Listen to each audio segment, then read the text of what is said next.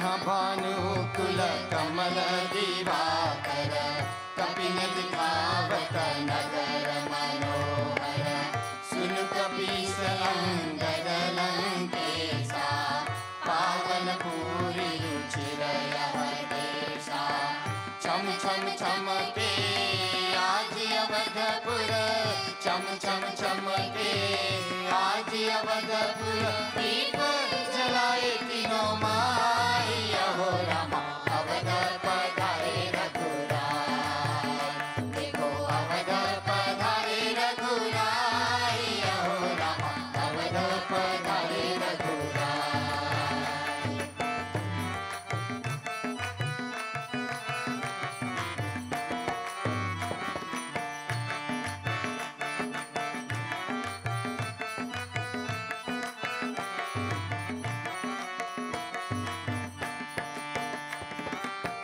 जदपि सब बैकुंठ बखाना वेद पुराण विदित जगु जाना अवधपुरी सम प्रिय नहीं सो यह प्रसंग जानै को छम छम छमके आज अवधपुर छम छम छमके आज अवधपुर दीप जलाए तीनों माई अहो रामा अवध पधारे रघुराई देखो अवध पधारे रघुराई अहो रामा अवध पधारे रघुराई।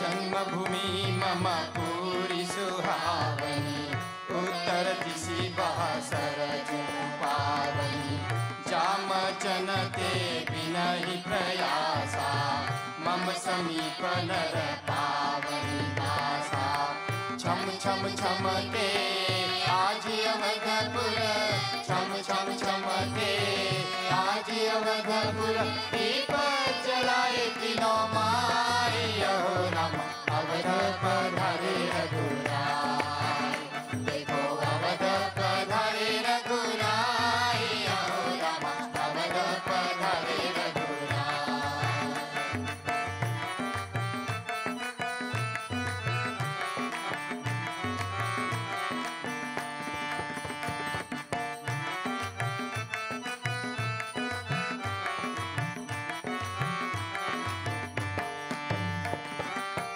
अति प्रिय मोही हाथे बासी मम धाम दापुरी झूठ राशि हर से सब कपि सुनी प्रभु बानी धन्य अवध जो राम बखानी छम छम छमके आज अवधपुर छम छम छमके आज अवधपुर दीप जलाए तीनों माई अहो रामा अवध पधारे रघुराई देखो अवध पधारे रघुराई अहो रामा अवध पधारे रघुराई देखो अवध पधारे रघुराई अहो रामा अवध पधारे रघुराई देखो अवध पधारे रघुराई अहो रामा अवध पधारे रघुराई देखो अवध पधारे रघुराई देखो अवध पधारे रघुराई। ओम रामो राजमणि सदा विजयते रामं रमेशं भजे रामेणाभिहता निशाचरचमू रामाय तस्मै नमः। रामन्नास्ति परायणं परतरं रामस्य दासोऽस्म्यहं रामे चित्तलयः सदा भवतु मे भो राम मामुद्धर। सियावर रामचंद्र भगवान की जय।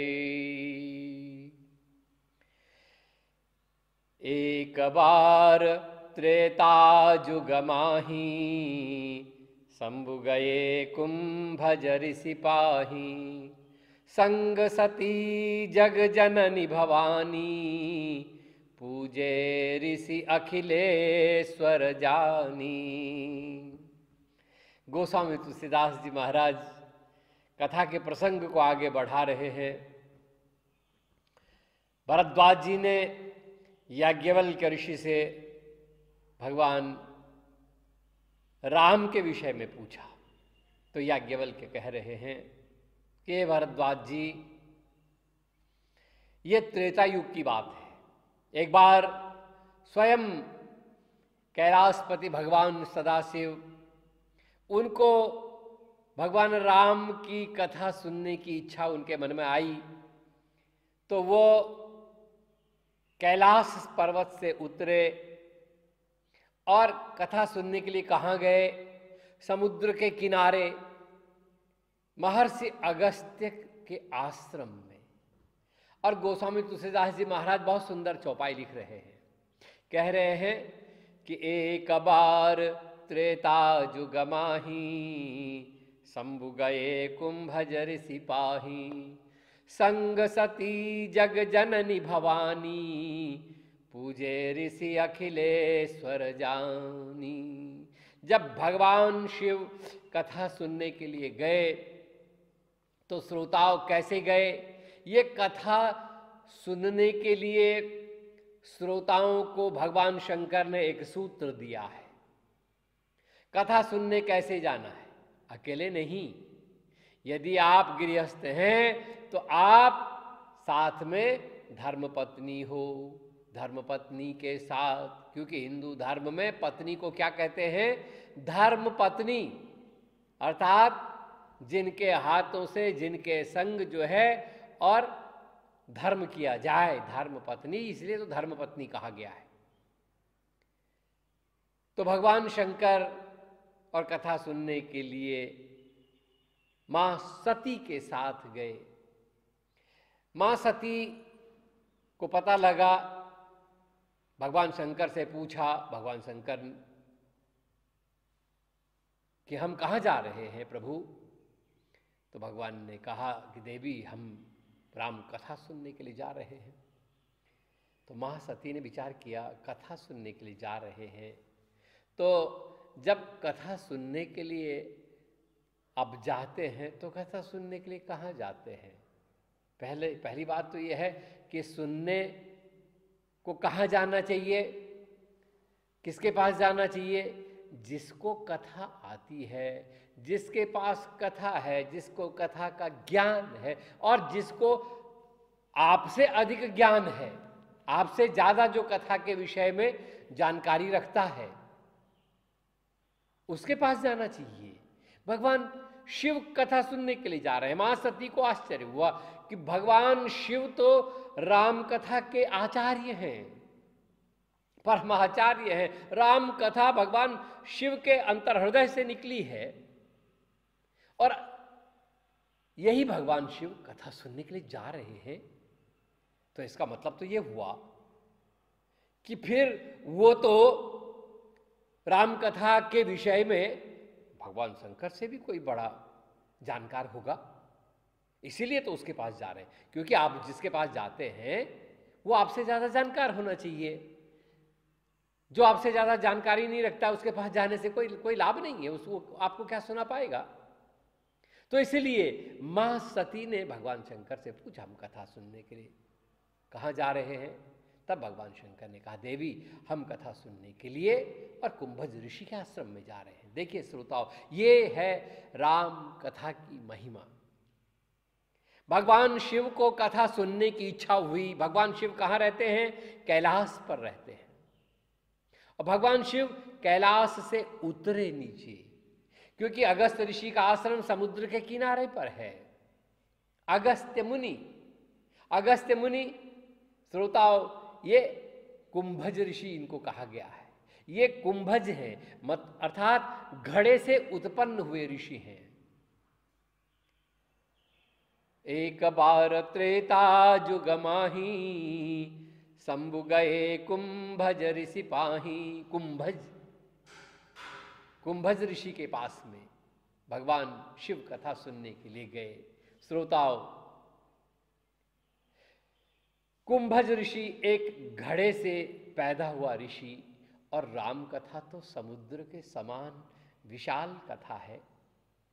एक इतनी बड़ी कथा को, और एक घड़े से उत्पन्न हुआ, एक छोटी जगह से उत्पन्न हुआ व्यक्ति। श्रोताओं, ये राम कथा की महत्ता है। कथा सुनने के लिए ये देखने की जरूरत नहीं है कि वो कहाँ पैदा हुआ है, वो कौन है। वो कथा को जानता है। इसलिए हमारे वहां हमेशा से वो व्यक्ति नहीं, बल्कि ज्ञान को हमेशा प्रधानता दी गई है। व्यक्ति की जाति को नहीं प्रधानता दी गई है, बल्कि किसको प्रधानता दी गई है? ज्ञान को। और इसीलिए आज भगवान शिव राम कथा सुनने के लिए गए तो कैलाश पर्वत से नीचे उतरे। अर्थात ये संसार के लिए संदेश है कि भाई, अगर आपको राम कथा सुननी है, राम कथा को जानना है, तो आपको पहले उस ऊंचाई पर, जिस ऊंचाई पर आप बैठे हुए हो, उस ऊंचाई से आप नीचे उतरो। किस ऊंचाई पर? जिस कुर्सी पर आप बैठे हुए हो, उस अहंकार की कुर्सी पर, उस अभिमान की कुर्सी पर, उस घमंड की कुर्सी पर, उससे नीचे उतरो। जिस ऊंचाई पर आप बैठे हो, है ना, आदमी जो है किस प्रकार की ऊंचाई पर, अहंकार की ऊंचाई पर बैठा हुआ है। कैसे अहंकार से और घमंड से कैसे बैठा हुआ है। जब तक आप वो घमंड साथ में आपका रहेगा, जब तक वो अहंकार रहेगा, आप कथा नहीं सुन पाओगे। इसलिए भगवान शंकर कैलाश पर है, संसार की सर्वोत्तम चोटी, और कथा सुनने के लिए कहां गए? एकदम नीचे, टॉप से बॉटम में। यह जगत के लिए संदेश है भगवान शंकर का। गोस्वामी तुलसीदास जी महाराज कह रहे हैं कि जब कथा सुनने के लिए गए तो संग सती जग जननी भवानी, मां सती, जगत माता सती भगवान शंकर के साथ में गई है। मां सती ने विचार किया कि जिसके पास हम कथा सुनने के लिए जा रहे हैं, निश्चित रूप से वो तो कथा का बहुत बड़ा मर्मज्ञ होगा। वो निश्चित रूप से कोई बहुत बड़ा भारी ऋषि होगा, क्योंकि जिसके पास भगवान शंकर कथा सुनने के लिए जा रहे हैं, इसलिए इसका मतलब है वो भगवान शंकर से भी ज़्यादा ज्ञानी है। और मां सती ने पहले ही एक ऐसा चित्र अपने दिमाग में बना दिया। श्रोताओं, यहाँ पर और हम लोगों से गड़बड़ी हो जाती है। जब हम पहले ही कोई चित्र और अपने दिमाग में बना करके बैठ जाते हैं, तो फिर गड़बड़ हो जाता है। मां सती के साथ यही हुआ। मां सती भगवान शंकर के साथ में गई तो गोस्वामी तुलसीदास जी कह रहे हैं कि कथा सुनने के लिए भगवान शिव मां सती कुंभज ऋषि के आश्रम में गए। और जब कुंभज ऋषि ने देखा कि जगतः पितरौ वंदे पार्वती परमेश्वरौ, कि जगत के माता पिता और मेरे आश्रम में आए हुए हैं, तो बहुत गदगद हुए। उन्होंने देखा कि जगत के माता पिता आए हैं, तो उन्होंने भगवान और मां सती की आरती उतारी, उनका आराधन किया, उनका स्वागत किया, उनके चरण प्रक्षालन किए। मां सती ने और भगवान शंकर के इस कर्तव्य को भगवान शिव की इस पूजा को, अपनी पूजा को गलत अर्थ में ले लिया। मां सती विचार करती है कि हम तो यहाँ कथा सुनने के लिए आए हैं। श्रोताओं, जब आप कथा सुनने जाते हैं तो आप क्या करते हैं? जब आप जाते हैं तो जो वो कथावाचक है, आप उसका वंदन करते हैं, उसको प्रणाम करते हैं, उसके पाद प्रक्षालन करते हैं, है ना। ऐसा तो नहीं है कि वो कथावाचक जो है वो आपकी आरती उतारता हो या आपका वंदन करता हो। नियम तो ये है कि भाई जो कथा सुनने जा रहा है वो वंदन करता है, वो प्रार्थना करता है। तो यहाँ मामला थोड़ा और गड़बड़ हो गया, उल्टा हो गया, क्योंकि यहाँ स्वयं कथावाचक जो है वही और श्रोता की आरती उतार रहा है। कथावाचक जो है और श्रोता का स्वागत कर रहा है, क्योंकि श्रोता साधारण श्रोता नहीं है। वो कथावाचक के लिए तो वो जो श्रोता है वो तो जगतः पितरो वंदे, जगत के माता पिता हैं। लेकिन मां सती ने इसको दूसरे अर्थ में ले लिया, भगवान शंकर ने दूसरे अर्थ में ले लिया। मां सती ने सोचा ये शायद भगवान शंकर को देख करके घबरा गया है, ये इसीलिए हमारी पूजा कर रहा है, हमारी आरती उतार रहा है, ये हमको क्या कथा सुनाएगा। मां सती के मन में ऐसा भाव आ गया श्रोताओं, क्योंकि पहले से ही एक चित्र बना दिया था ना। और भगवान शंकर उन्होंने, उनके अंदर में कैसा अद्भुत भाव, वो देख रहे हैं कि ये ऋषि ये जान रहा है कि हम कथा सुनने के लिए आ रहे हैं, फिर भी ये इतना और स्वागत कर रहा है, इतना सत्कार कर रहा है। धन्य है ऋषिवर, तुम सचमुच के श्रेष्ठ वक्ता हो, तुम सचमुच के ज्ञानी हो, तुम सचमुच के विद्वान हो। क्योंकि विद्वान की परिभाषा क्या है, आजकल भी है बहुत सारे लोग बहुत सारी किताबों को पढ़ करके, बहुत सारी डिग्रियों को लेकर के, और आदमी जो है वो घमंड से भरपूर हो जाता है, अहंकारी हो जाता है। जिसने बहुत सारी विद्या पढ़ ली, अगर वो अहंकारी है, घमंडी है, तो श्रोता वो विद्वान नहीं है। विद्वान अहंकारी, विद्या की जो परिभाषा है, विद्या का जो प्रथम सोपान है, नीति शास्त्रों ने कहा कि विद्या ददाति विनयम। विद्या से सबसे पहली चीज जो प्राप्त होती है वो है विनम्रता, हम्बलनेस, विनम्रता।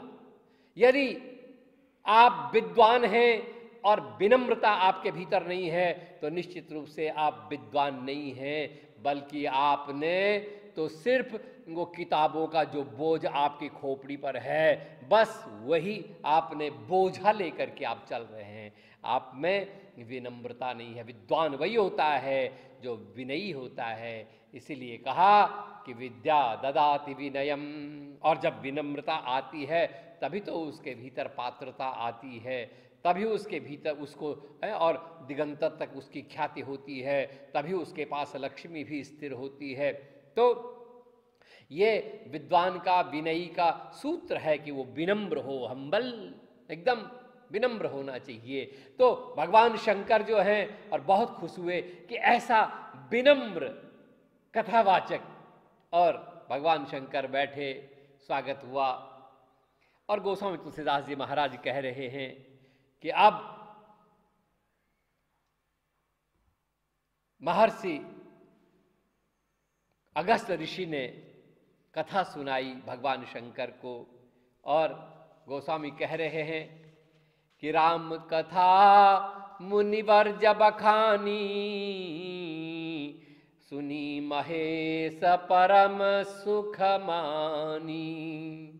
ऋषि पूछी हरि भगति सुहाई, कही शंभु अधिकारी पाई।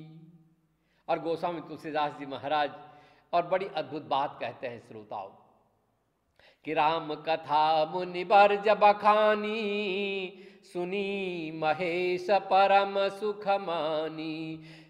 महर्षि ने, कुंभज ऋषि ने, अगस्त ऋषि ने और राम कथा का बखान किया, पूरी राम कथा का बखान किया।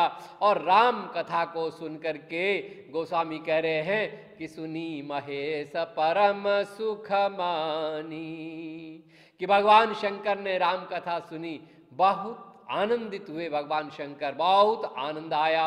श्रोताओं, यहाँ पर एक देखने वाली बात है, जब कथा सुनने के लिए गए तब गोस्वामी तुलसीदास जी महाराज ने कहा था कि संग सती जग जननी भवानी, भगवान शंकर अकेले नहीं गए थे कथा सुनने के लिए, मां सती साथ में गई थी। लेकिन जब कथा समाप्त हुई तो गोस्वामी लिखते हैं, सुनी महेश परम सुख मानी। भगवान शंकर को अथाह आनंद आया। सती मां का नाम गोस्वामी जी ने काट दिया। क्योंकि श्रोताओं, मां सती का नाम क्यों काटा बाबा जी ने?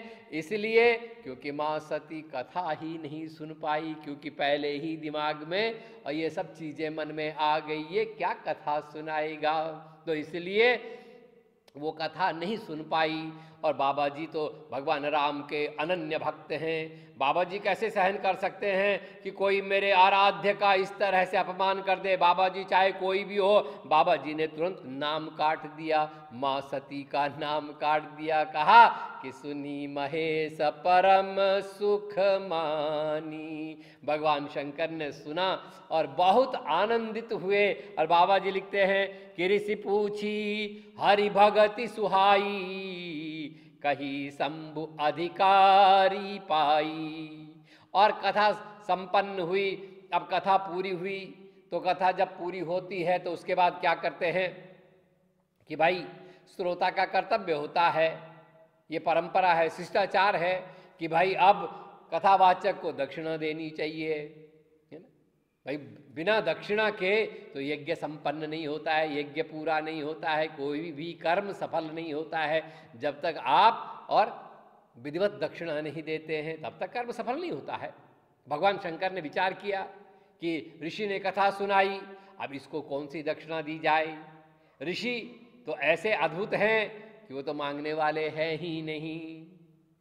भगवान शंकर ने और अगस्त ऋषि से कहा कि भाई बिना दक्षिणा के तो और मेरा कथा सुनने का जो श्रवण का जो फल है वो फल मुझे प्राप्त नहीं होगा, इसलिए आप मांगो।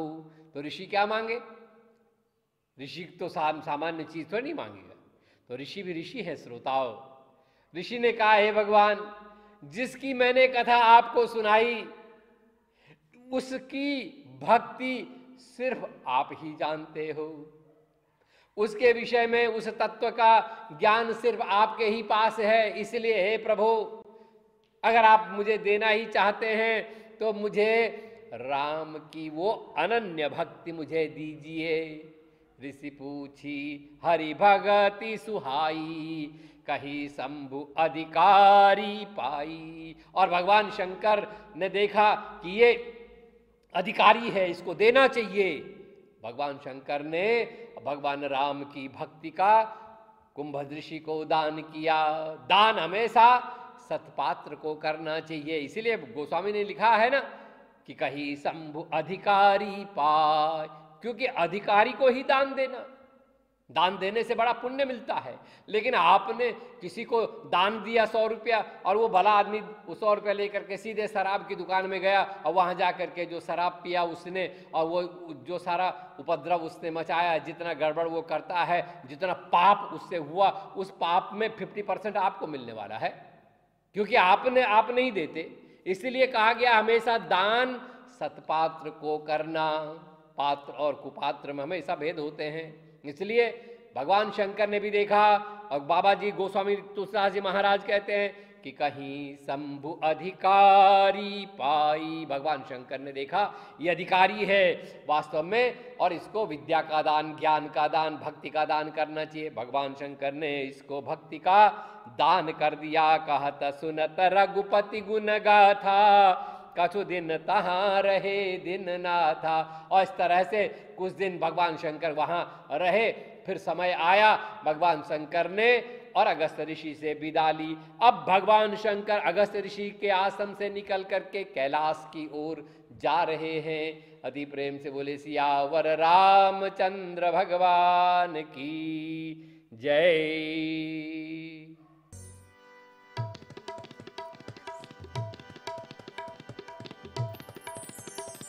शीश झुकाऊं राम गुण गाऊं, शीश झुकाऊं राम गुण गाऊं। बोलो जय विष्णु के अवतारी, राम जी की निकली सवारी, राम जी की लीला न्यारी।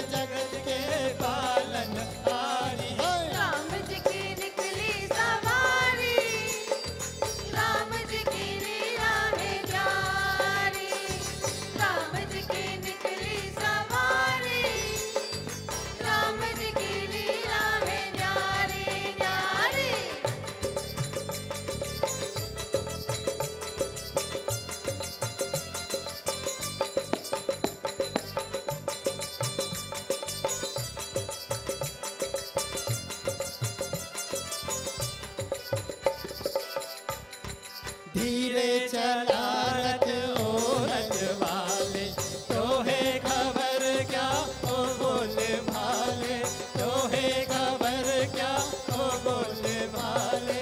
एक बार देखे जीना भरेगा, 100 बार देखो फिर जी करेगा। व्याकुल परे है कब से खरे हैं, व्याकुल परे है कब से खरे हैं, दर्शन के प्यासे सब नर नारी। राम जी की निकली सवारी, राम जी की लीला है न्यारी। राम जी की निकली सवारी, राम जी की लीला है न्यारी न्यारी।